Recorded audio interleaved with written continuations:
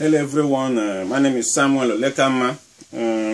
Today I just want to share something for a few minutes, with you, my people, my loyal subscriber.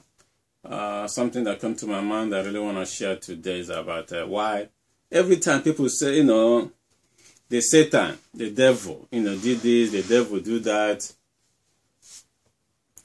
I just want to let you know, or advise you, or encourage you. This has helped me in my own quest for the truth and, and to avoid so many pitfalls in life. You need to know the devil or the Satan and how it works. Let me repeat that. Some people may say, what is this guy talking about? Yes, you need to know the devil and his characteristics for you to be able to deal with him. You can't deal with somebody or something you don't know about. The Satan has a pattern. Satan has characteristics. Okay, before I continue, most of people may not know. I'm talking about the devil, the deceiver, the one that deceived the first man, the one that caused the fall of man. That's the one I'm referring here. Some people answer any name. Some people's name may be devil or Satan. That's not what I'm talking about here. I'm talking about that master of liar. That liar master, the originator of lie from the beginning. That's the one I'm referring here. The one that deceived Eve, and eventually, Eve, brought it to Adam and made the fall of mankind as revealed in the Bible, the good news of the kingdom of heaven to us, mankind. That's the one I'm referring to. So, because every time I go, people say, oh, the devil made me do this. My friend and people tell, oh, the devil is the Satan. The Satan this, Satan that. When you know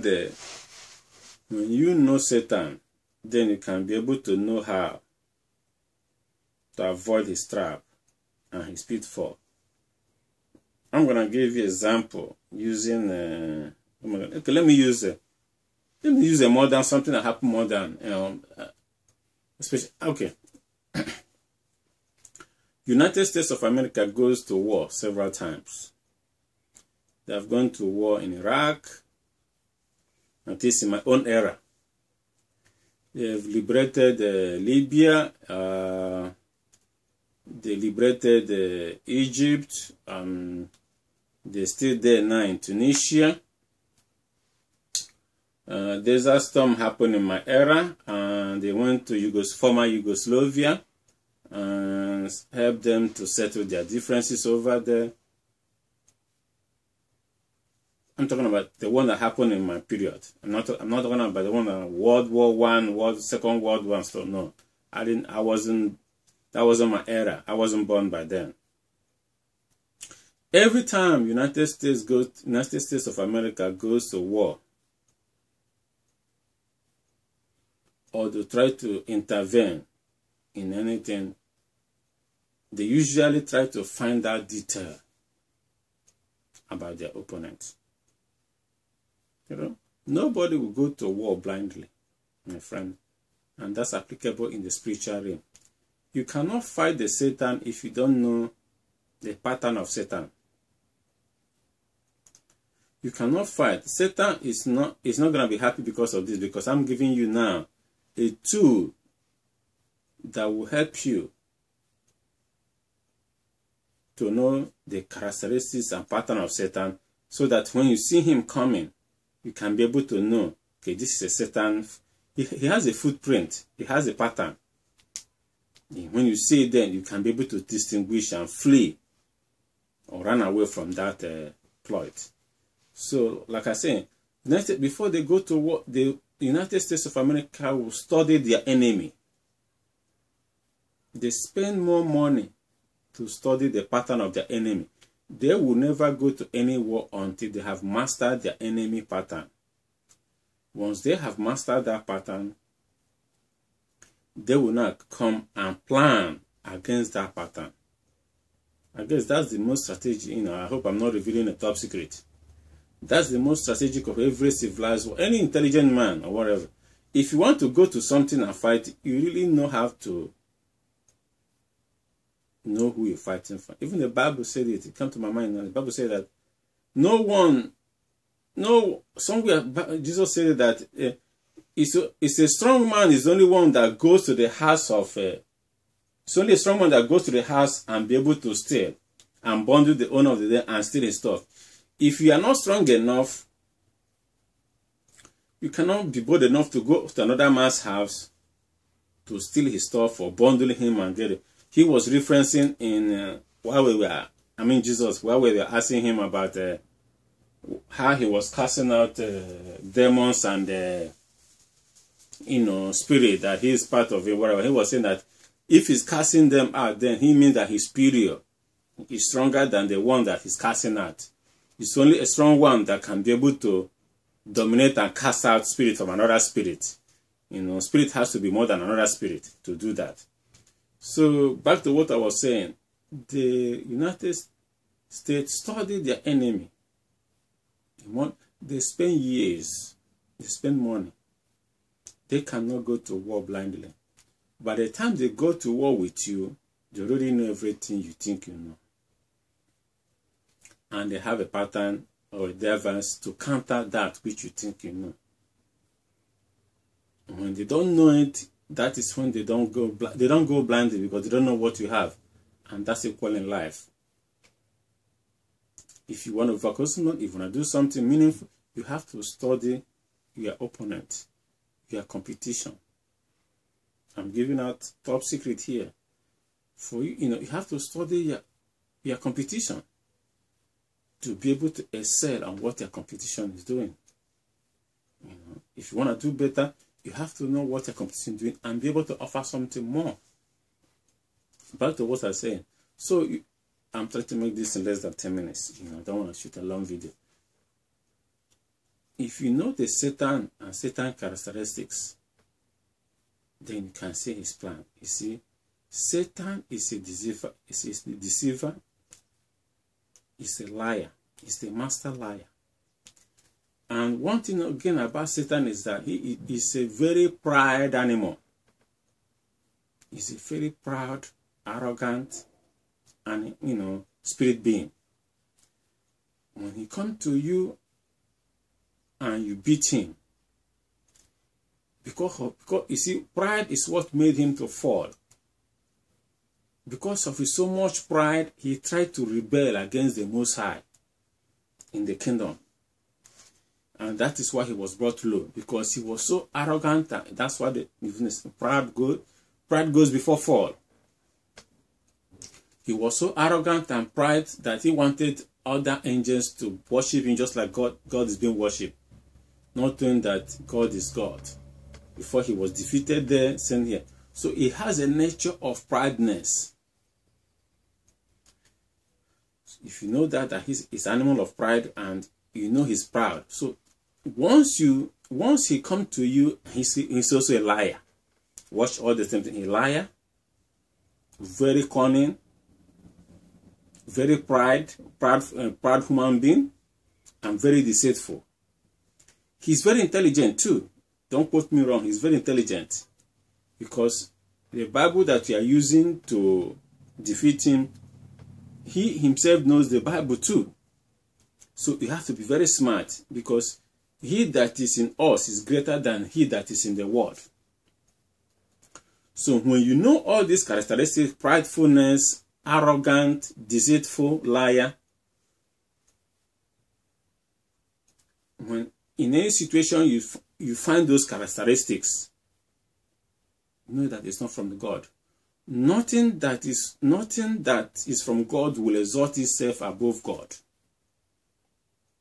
Let me repeat that. That may be the most powerful statement I've ever made in this year. Nothing that is from God will exalt itself above God. Nothing created by God can exalt itself above the creator. Satan always tries to exalt himself above everything, including God. That's the loophole for you to find out. He will try to say he is more than what he is. He's a liar. He's proud. He's a deceiver. So once you know all those things, and that he's very clever in his own way, but we are clever than him because he that is in us is far more greater than what he has. Once he comes to you and lay those traps, try to give you those advice, it may not come to you physically. It may be something coming through your mind.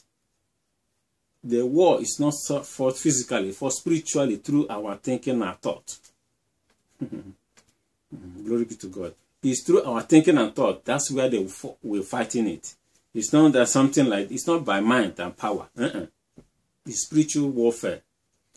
So when he starts coming, he may even come with him. Mankind might come in, he may disguise it as a friend. He may come into a friend, somebody that you like and trusted. He may come into him to go through him to come to you. He may even knock on your door. It may be a door, physical door. It may be the door of your heart or a door of your mind. But once you see those characteristics, once you start noticing proudness, pride, hey, God, God have mercy, proud. Once you start noticing them, and the cunningness, the slickness, the smooth talkness, and I've seen a lot of them. Trust me. I've seen a volume of them, and he sounds to be very intelligent. Sometimes it's difficult for you to. The only way you get the clue is when that most clue is that he will try to exalt himself above God. Nothing can exalt above God. Everything shall come under the dominion of Jehovah. Anything that rises above, excuse me, is not from God. So that is a little tips I want to give you, my subscriber, especially Christian there, in your search, and your quest, and your fight, in your life, or for you to seek salvation. This may be able to guide you, to help you. It has helped me. That's why I'm sharing it. Once I learn something meaningful, I like to share. I like to give back, because the more you give, the more you receive. Something also came to my mind about the more you give, and you see, I believe in the nature. There's laws. There is law. There is natural law. There's the law of gravity. Almost everything in life is law. If you watch it in a way, everything is law. The law that if you walk, you must reap. Yeah, it's a law. If you walk, you will reap. It's a natural law. If you sow, it will germinate. When you sow a seed, all of them may not germinate. One will somehow, some will germinate. When something is thrown up, it can go as far as the energy that throws it up. When it's done, it will come down. Nothing is hidden under the sun. Nothing. Because everything takes light for me to survive. Everything is law. Why am I saying the law? Nature abhors vacuum. I'm going to rush this thing quickly so that nature abhors vacuum. What am I saying? Nature doesn't like vacuum. When I give, because I've given, nature will replenish where it came from.